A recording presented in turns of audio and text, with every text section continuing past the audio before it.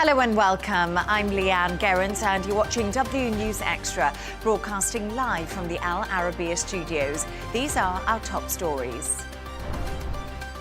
The manhunt continues for Charlie Kirk's killer as a conservative activist and influencer is shot during a university appearance. Peter Mandelson, the UK's ambassador to the United States, is sacked over his links to Jeffrey Epstein. And the UK announces it's producing advanced drones to help Ukraine defend itself from Russian airstrikes.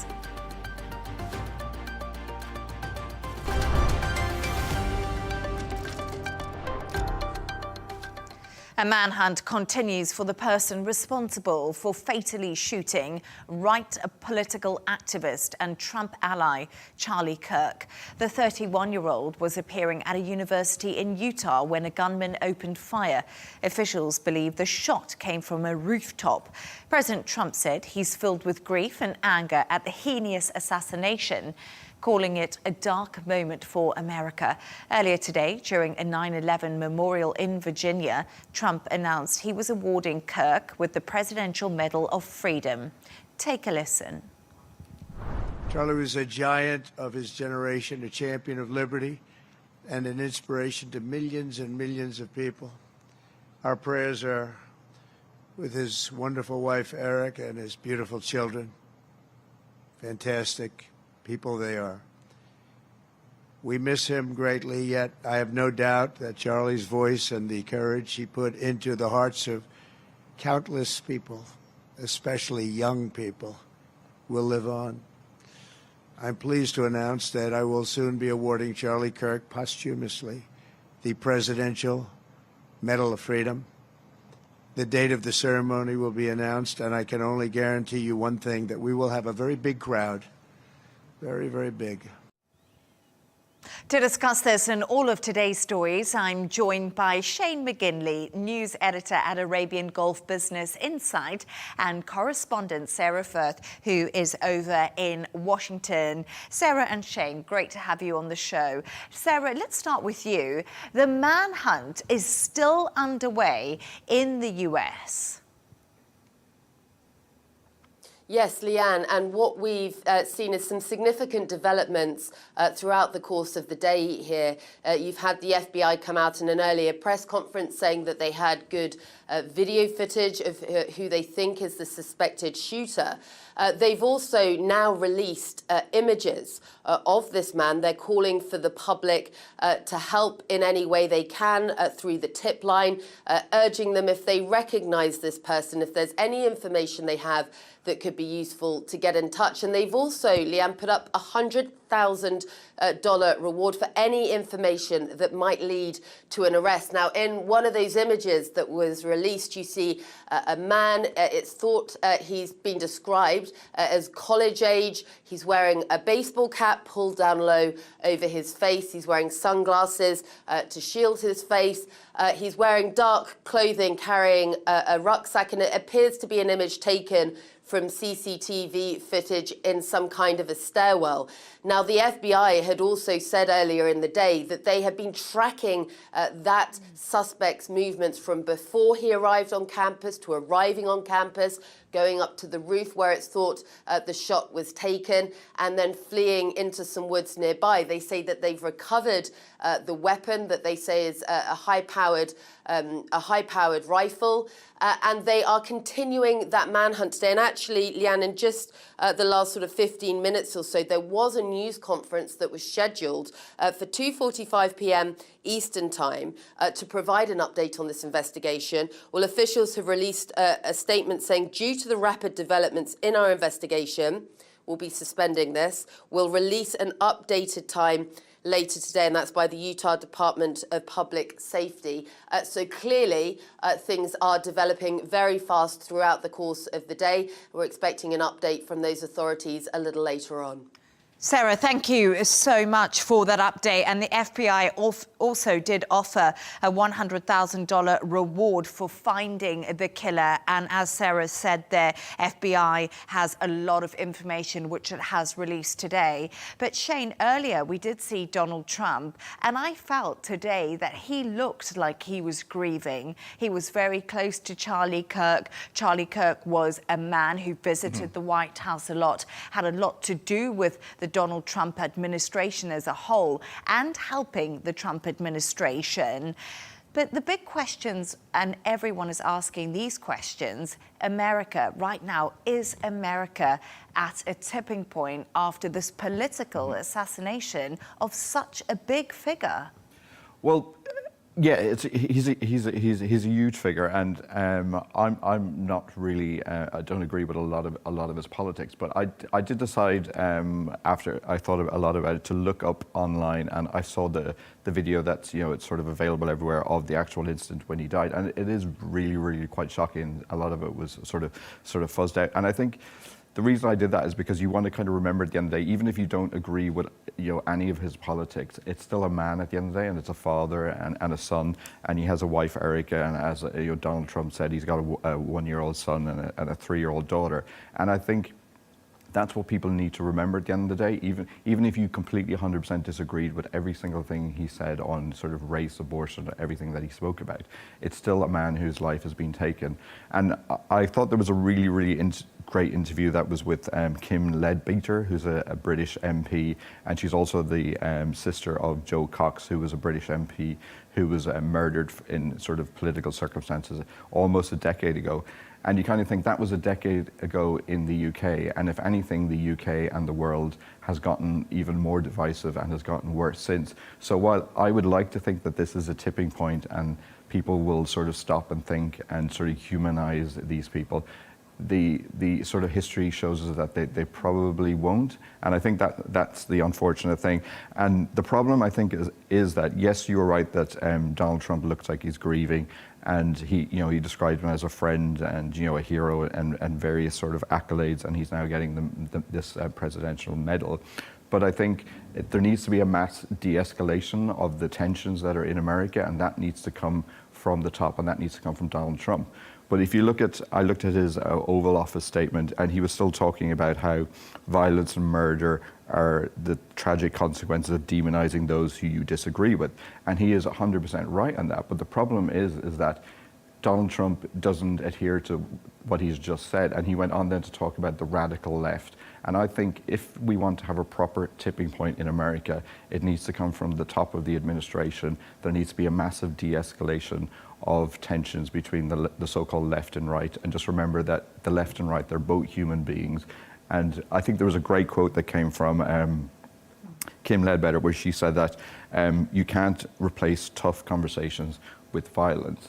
And I think that is like the word of the day. And I think it needs to come from Donald Trump. And if he really wants to get a Nobel Peace Prize, this is the opportunity to step up and get peace in his own country and sort of get everybody who's both on the left and the right to just sort of see the human in the other side. That is the big step, and I'm not entirely sure, going on what he said so far, that he's going to do that. It is a big step forward, and a step that many people will be wondering if can actually be done. But Sarah, you're over in Washington right now, and what is the feeling in Washington between everyone there in light of what's happened to Charlie Kirk? There's still, guys, like a lot of sadness and shock here in the Capitol. The president, clearly you've heard in his statements that this is a very personal issue for him. He knew Charlie Kirk, who was a very prominent MAGA figure, a MAGA protege, really, very, very involved in the youth movement, the conservative youth movement. And so within President Trump's inner circle, within the White House circles, you've heard from the likes of Donald Trump's son, you've heard from the White House press secretary, Caroline Leavitt, and they're not just sharing condolences and condemnations of the attack, they're sharing their personal memories and experiences that they had with Charlie. Him and his family were known to the people in this administration. He was a friend to many of them. So the shock runs really deep. I think it's so important what Shane was pointing out there about this being, you know, such a difficult moment for the country, and we're hearing those words, the president calling it a dark moment for America. But really there is a sense that this needs to be something that crosses the political divide, and there needs to be some way for the country to come together, because there is a really deep sense of unease here at the moment in the capital, and that echoed across the country actually right now in the aftermath of this killing of Charlie Kirk. This sense that there has been an uptick in political violence of this kind, and that that First Amendment right, freedom of speech that Americans hold so dear, that is now seriously under threat with the rise in these types of attacks. You had last year the president's assassination attempt against him. You've had a number of other incidents too. And I think, Shane, you know, we should touch on what you'd said earlier when we were discussing this briefly, you know, that for America, certainly, but other countries, including the UK, this is a real change in sort of threat assessment. You know, today it's the 9/11 memorial. You've got anniversary and memorial taking place across the country, of course, in New York and here in Washington at the Pentagon as well, where the president attended. But, you know, all this time later, 24 years later, and the threat situation has changed, and I think it is a moment for America to be looking internally and really questioning what they do now. And that is a question, guys, that I'm already hearing being asked in many of the circles here in Washington. Yeah, exactly. I agree totally. What Sarah was saying is, like, you know, 24 years ago it was you know, the other side of the world that was the threat. While now it's America is pulling itself apart from the inside, and I think it just needs to come. Like, we've seen world leaders like Nelson Mandela step up, put divisions aside, and, you know, attempt to bring their country together. We've seen it in Northern Ireland. We've seen it in various parts of the world. So I would just really hope that you know, Donald Trump takes the mantra and uses this. Like he was saying, it's a dark time for America, but it doesn't need to be a dark time. But I think it needs him to sort of step over. But I just don't really see it happening. I would love to see that as a fairy tale Disney style ending, but I think it's just going to get worse, to be honest. And we've had these sort of political you know, threats in America before. If you remember, Nancy Pelosi's husband was attacked. There was a Minnesota lawmaker who was even killed. And, you know, America's moved on. And like I said earlier, in Britain with the Joe Cox incident 10 years ago, I would say Britain's in a worse, more divisive state now. So I don't mean to be doom and gloom, but I would really like something positive to come out of this, if possible. But as you and Sarah have both said, there's lots of questions right now about what happens in the coming days and how America does react to the shock that has almost stunned everyone to a lot of a degree. A very high-profile figure, Charlie Kirk, across social media. He had a massive following. We can't forget this. 7.3 million followers on TikTok alone, 7 million on Instagram, 5 million on X, 3.5 million on YouTube. It wasn't only America where he had a name, it was globally, and now it's about the communities trying to come together and trying to move forward. But thank you so much for your thoughts on that, Sarah and Shane. Let's move on to another story now. And Peter Mandelson, the UK's ambassador to the United States, has been sacked today following allegations over his relationship with sex offender Jeffrey Epstein. Questions had been asked about Mandelson's link to the disgraced financier after birthday messages and emails became public earlier this week. Yesterday, the British Prime Minister Keir Starmer stood by his man in Washington. But today, Starmer has withdrawn him from his post. Here's how the news broke in Parliament earlier today. Mr. Speaker, in light of additional information in emails written by Peter Mandelson, the Prime Minister has asked the Foreign Secretary to withdraw him as ambassador to the United States. The emails show, Mr. Speaker, that the depth and extent of Lord Mandelson's relationship with Jeffrey Epstein is materially different from that known at the time of his appointment. In particular, Mr. Speaker, Lord Mandelson's suggestion that Jeffrey Epstein's first conviction was wrongful and should be challenged is new information. Shane, yesterday I was watching PMQs and Kemi Badenoch pushing Keir Starmer quite staunchly on what he knew about Mandelson and when. Keir Starmer absolutely defended Mandelson, said he was staying in his post. 24 hours later, well, he's gone. You kind of wonder what was in those emails that suddenly came out of the woodwork, and it's all related to this sort of birthday book, which was done for Jeffrey Epstein's 50th birthday and was organised, and there was various sort of people sort of wrote it. And I think there was roughly like 7 pages of Mandelson, and there was the image of him. Remember the famous one in the bathrobe of smiling at Epstein. So, and we should point out that Mandelson has denied doing any wrongdoing. He was saying that he was just friends with this gentleman for a little bit too long, and that it was a bad decision. But I think when you read this birthday book, it's quite creepy, the language that he uses, and he's going on saying, you know, I think the world of you and how close they were as friends. So at the end of the day, you know, being friends with a paedophile is not illegal. It's just, I think, when we have elected figures and politicians, you kind of hold them to a higher moral standard. And I think it kind of shows into the character of the man and what kind of decisions he makes. So I think that's why people have gotten so upset about it, and that's why he had to go. And it's just really bad timing for Starmer. He's lost his deputy Prime Minister not so long ago in another sort of scandal, and then the cabinet has been reshuffled. And, you know, it's not good optics at all. It's not good optics. Lord Mandelson, as we know, second senior figure to be forced from government in less than a week, and the 11th in less than a year. It has been one tricky year for Keir Starmer to try and wade through. But Sarah, I also think what's quite interesting when we look at this story is the victims, and we can't forget that, are at the very heart of the story. And right now it appears to just be turning into a political scandal. And this comes ahead of Donald Trump's visit to the UK. Yes, Leigh-Ann, it's such an important point. You know, recently we saw a number of those victims, those women, very bravely taking to Capitol Hill, standing up, trying to make their voices heard, because they've been very open about the fact that they do feel like their stories of survival have been overshadowed. And there is a real sense that the focus needs to be put back on those people who've suffered here at the hands of Epstein and his associates. And remember, many of them we still don't know about. The victims, the women, they have said openly they are afraid to name names because of the power and wealth of some of these individuals that are alleged to have been involved in Epstein and some of these crimes. So there is still so much information that remains behind closed doors.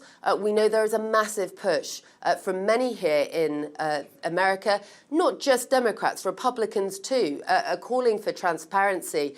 They're trying to push a vote through that will force the hand of the government to release all of the FBI documents, those so-called Epstein files. You know, remember President Trump had promised, he ran on a platform really of bringing transparency to the situation, and he's backtracked on that somewhat. He's had his name dragged into the mix with this, allegations that his note was part of that birthday book. That's allegations which he's denied, calling that letter that appears with his signature fake.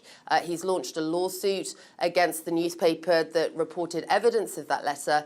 This is just, you know, all around a very, very tricky situation. But you're right, Leigh-Ann. I think there does need to be a focus with all these big headlines. Trump, Mandelson now being fired, the state visit coming up. You know, what can get lost in the mix is the stories of these survivors, and there are many of them.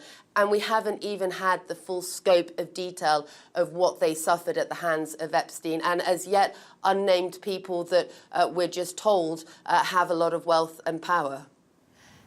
I think a lot of questions are also being asked, Shane, right now. What does this do for the special relationship between the US and the UK? Because Donald Trump's coming for a second state visit. As Sarah was alluding to, Epstein's not losing steam in America. And we see that, and it's not going away despite the Trump administration trying to almost close the door on it. No, the Epstein story is just the one that keeps on giving if when you work in the media. It was the U.S. Congress that that released this, and so you kind of think, what more is going to come out? Are they going to release something on day 2 when he's shaking hands with with King Charles or something like that? Like, it's going to be the shadow that's hanging over sort of the Trump administration until he's finished, or they just release everything and we can all see that it was actually quite uninteresting. So I think to be honest, I think everyone's become immune to a lot of these things the way the world is at the moment. So I think it'll be a little bit of scandal, there'll be a little bit of awkwardness, but I think we'll have forgotten about Peter Mandelson very, very quickly, because the news cycle will move on. Something will happen in Gaza. I do wonder, though, guys, if the American media and the state visit are going to pick up on the fact that, OK, the British Prime Minister fired Mandelson for his links to Jeffrey Epstein. Yeah. Like, the question, surely someone will have to put it to President Trump, like, you've also been linked to Jeffrey Epstein. What are you going to do? What are the repercussions for you? So it's just, I think it's pretty embarrassing for them all round, isn't it? I think undoubtedly journalists will be looking to ask that question to Donald Trump on his state visit. The state visit is only going to be 2 days, and we are hearing a lot of it will be behind closed doors. And I wonder if there's some more we can read between the lines when it comes to that story. But also, just bigger picture, we're talking about Jeffrey Epstein and the association with his name. Yeah.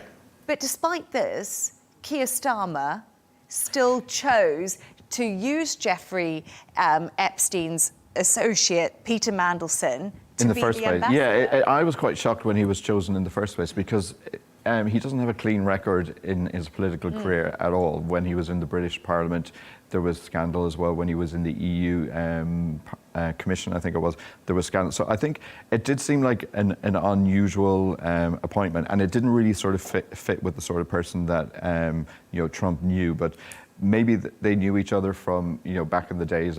Again, we don't know any allegations of how Trump is related to Epstein, so I'm not going to go into that anyway.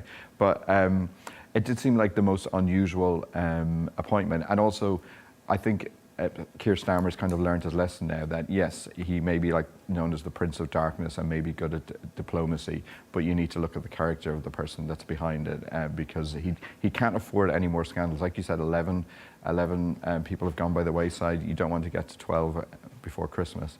And I think there's been big questions asked. Next week will be the Labour Party conference. Yeah.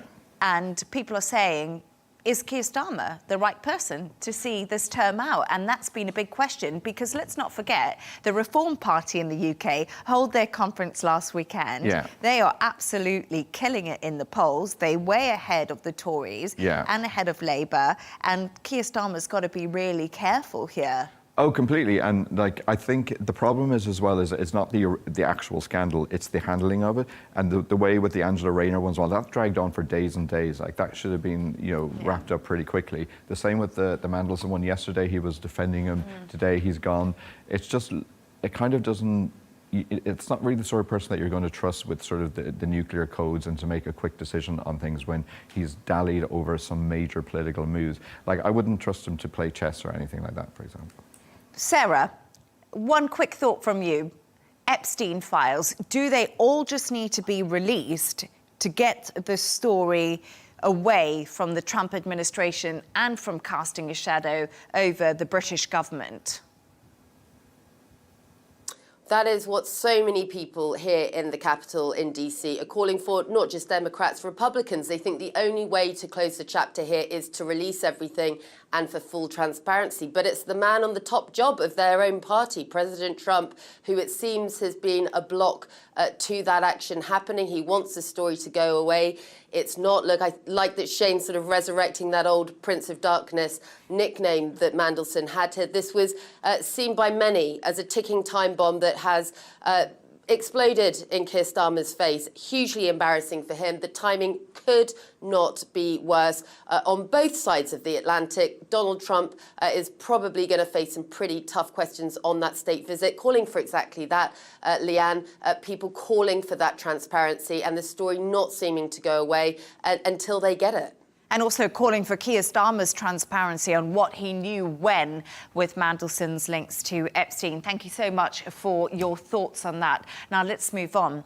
The UK will start producing advanced interceptor drones to defend Ukraine against Russia airstrikes.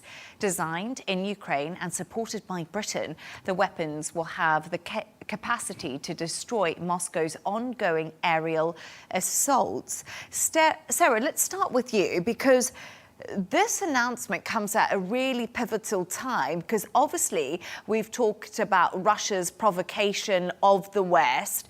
Do we need to see more actions like this actually being taken by countries who are supporting Ukraine? Well, Ukrainians will be very relieved to see this development with the announcement by the UK. They're going to be mass producing these advanced interceptor drones. Now, this is part of an initiative under a technology sharing agreement with Kiev, and it's really come at a very critical time. You know, the movements have been in place to get this off the ground, and in the meantime we've seen those developments with the Russian drones incursion into Polish airspace. You know, the Polish Prime Minister calling this the sort of nearest that they've come to open confrontation since World War II. There is a sense that Russia's escalating when it comes to using this type of technology, and so really critical, because what we saw in the wake of Russia seeming to be testing NATO's red lines was Ukraine's President Zelensky saying, look, we don't just need words of condemnation here. We don't need empty threats. We need solid action. This is the type of solid action that they will be wanting to see.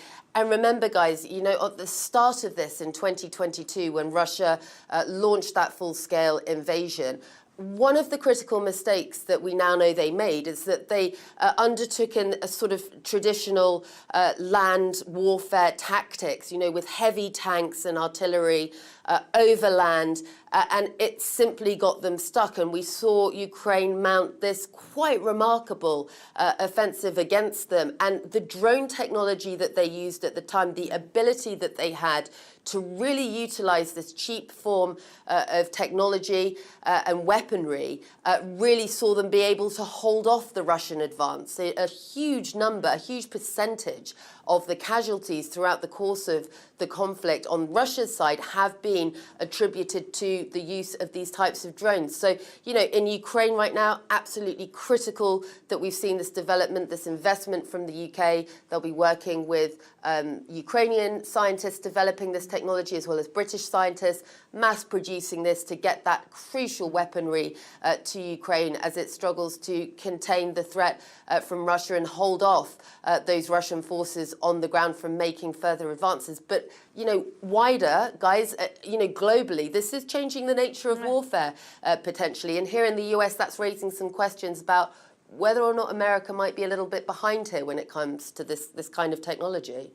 And Shane, really, Sarah is right, and many people are having this conversation. Major shift in warfare when it comes to drones, and we've really seen that being highlighted in this war between Russia and Ukraine. The technology has advanced quite rapidly, and it will change possibly the face of warfare as we go forward. Yeah, completely. Like one of my colleagues at AGBI is looking into this subject at the moment and defence spending, and I've already read the draft copy, and it's interesting where it does say that a lot of the time it was down to, you know, sort of massive, big sort of jets and planes and sort of ships and things. But now all you need is a couple of thousand drones, because you could spend like 10 million on a tank, but it can be taken out by a couple of thousands of a drone, which is simplifying it, but that is how it is. So it's changing the psychology of it as well, because if we looked at sort of Operation Spiderweb, which was when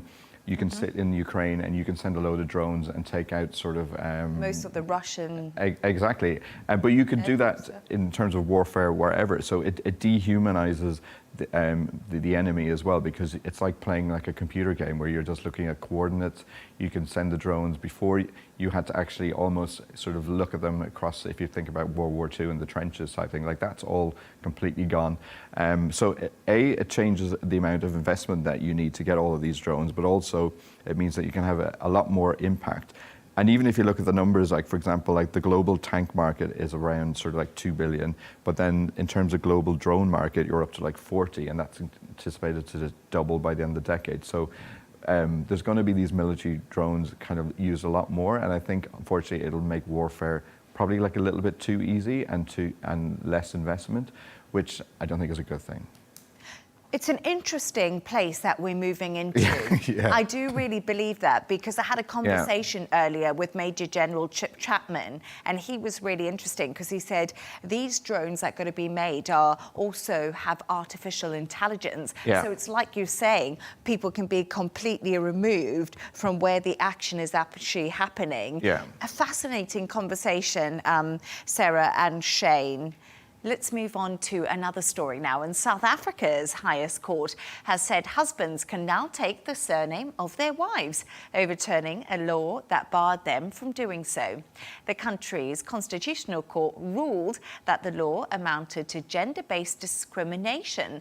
Parliament will now have to amend the Births and Deaths Registration Act in order for that ruling to take effect. Shane, let's start with you, because really, It's fascinating. it's fascinating, but also a massive milestone. Yeah, exactly. So it came about because there was two different couples. One of them was a gentleman called Henry van der Meer, and his wife was Janet Jordan. He decided that he wanted to take her name, probably because there's less letters in it. It's easier to scroll, I think. And then there was another couple where they wanted to actually double barrel both of their surnames in it, and this was turned down. And so they're looking now to sort of overturn this, because I think, 95% of married couples end up taking the husband's name, I think, anyway, most of the time. So I kind of think, but it's unusual that it was actually banned in a country. I had a look and I couldn't really find too many other countries that have this similar. So it is a step forward if you want to look at it from, say, like a feminist perspective in South Africa. But the coalition court, when I looked at the article, had an interesting point, and they were saying that long before in African culture that women retained their birth names and their children often took the female name, but then they described it as, and this is their words, not mine, European colonizers came in and imposed Western cultures. So it's almost like they're going back to the old African ways, which I think that's the positive way. But I still think most South Africans will probably either keep their surname or take the husband's name. I don't think there's many South African men that are going to be taking and following the example of Henry van der Meer and moving to Henry Jordan.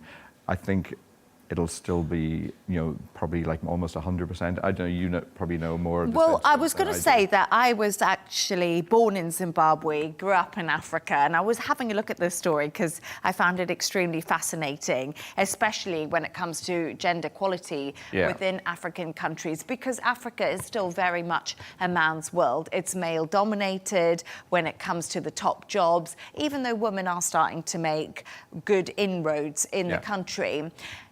But I spoke to a lot of my friends and they said, no way. So you can't think of a single African man who would take a surname of his bride? I can't think of anyone. And I did ask all my friends and nobody said yes to that question. And Sara, I don't know what you think about this debate, because it's such a hot topical one when it comes to different cultures and different religions. And has there been any criticism of this?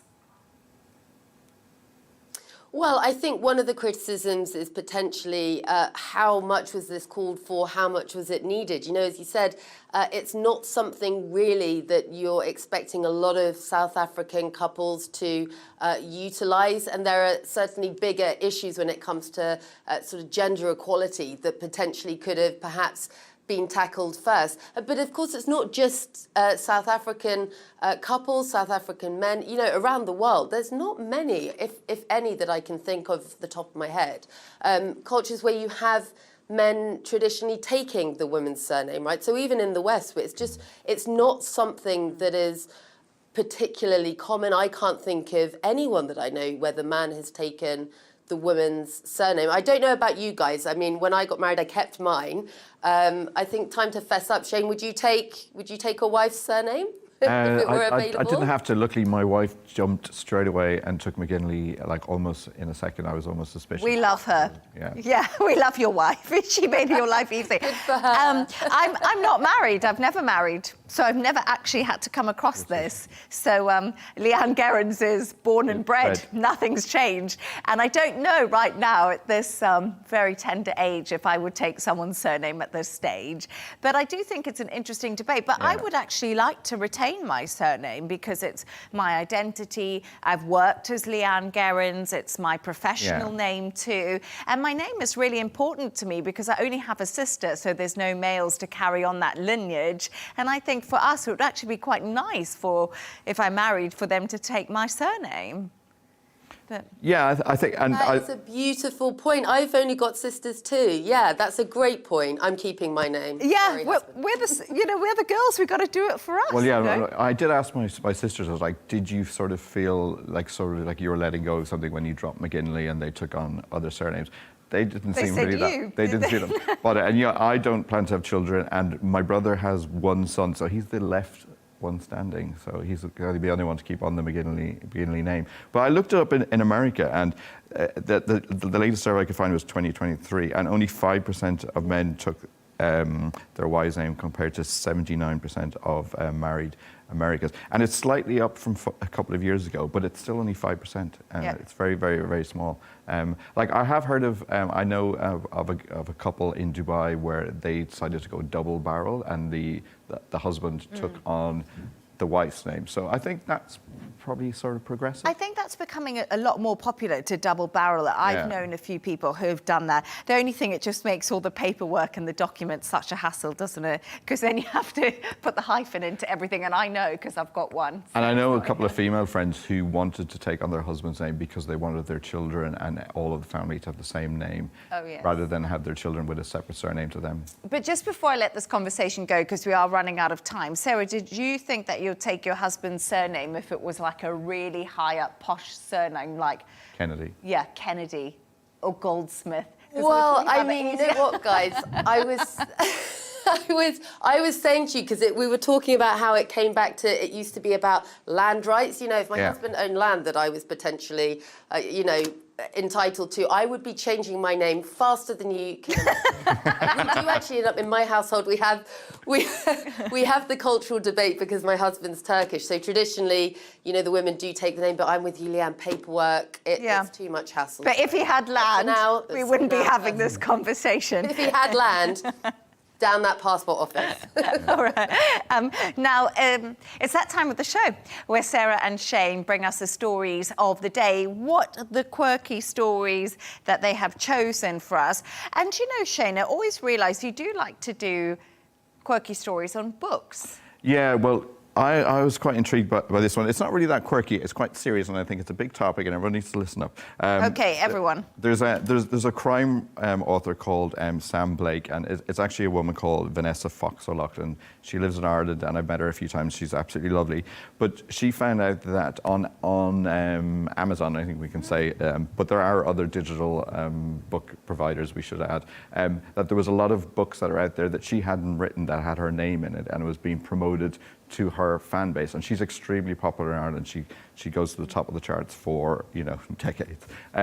But so I think that you need to be vigilant that if you're being sent a book, is this actually the real author? Because even, I'm sure there's a lot of, like, say, Richard Osman fans out there, but there's 40 different fake versions of the Thursday Murder Club, which everyone's probably seen the movie. So you've got to be really careful, and I think this needs to be clamped down on, because I went on ChatGPT just before we came on air, and I said, could you write me an 80,000-word novel, and this is what I want in it? And it said it would probably take it maybe a couple of hours to get it ready for me. So I think that's really bad, and I'm a wannabe crime writer myself, and I don't want any fake versions of. I'd rather have one book out, but if fake, well, that's another story. So I think what I would take away from this story is that more needs to be done to what they're calling AI slop, and that's the technical term that they're using on the line for all of these fake books. So if you're a fan of an author, and even if Amazon promotes it to you, double check that this is actually a real version and it's not written by AI, and because none of that money will go into the author's pocket. It'll probably go into people who are less than honourable backgrounds. So that is the warning that I have for today. It's not really that quirky, but I think it's quite serious. But it is really serious. And Sarah, I want to bring this conversation to you, because how on earth do they begin to police something like this? Because it's also been a really topical conversation when we look at the music world and artists and their songs being reproduced with AI, and it's become so massive now. How do we get a grip of it all?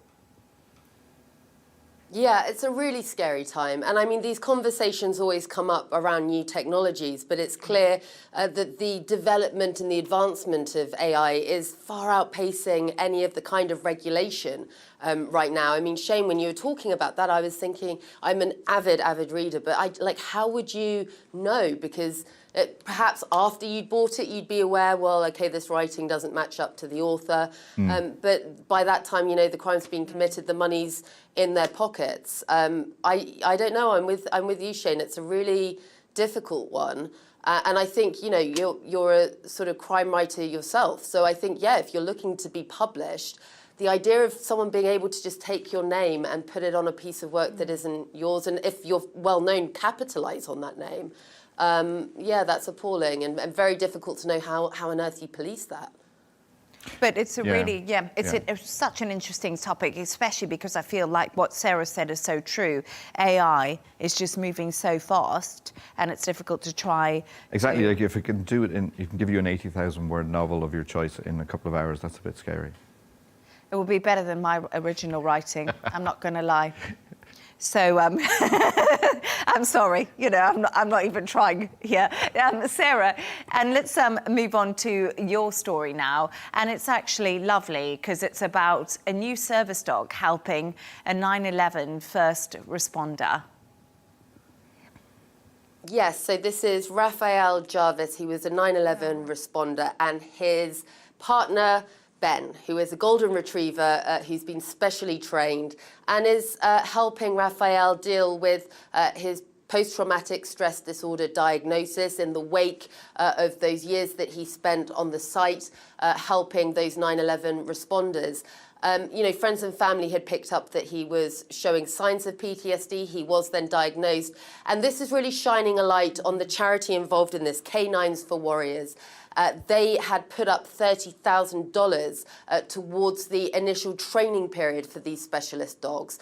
Ben underwent this very intense training. I mean, it is just fascinating what specialist dogs can do. And I know, Leigh-Ann, you're a dog lover. I'm not sure, Shane, if you love dogs. I'm a dog lover myself too. But I mean, you know, beyond them being just incredible, if you are a dog lover, knowing that connection and love and devotion, it's the fact that they're saving millions of lives with this specialist training in this way. So Raphael was down at that memorial today at the ceremony for 9/11 with his sidekick Ben, saying that it was only made possible because Ben makes him feel safe and has helped him so much on his journey.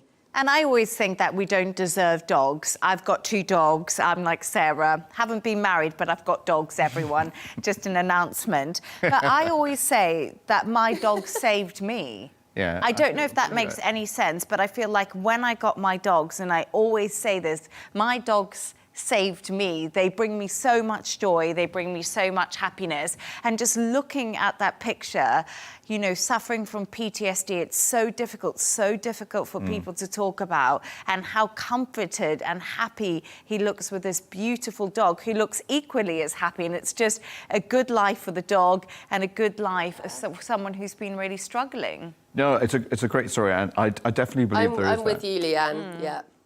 I don't have a dog because I live in an apartment, so I have a cat. But I definitely think, you know, even with cats who are seen as aloof, I think, you know, when I come home from writing about tariffs and the stock market and, you know, missiles landing in Doha, when she comes up and runs and sits on your chest for that, you just forget it all and you go, everything's fine now. And she purrs away. And so I definitely think, you know, you do hear a lot of sort of, you know, animals being used in that regard, or in nursing homes or in hospitals, and it definitely, you know, when it comes to mental health, it's definitely a good boost.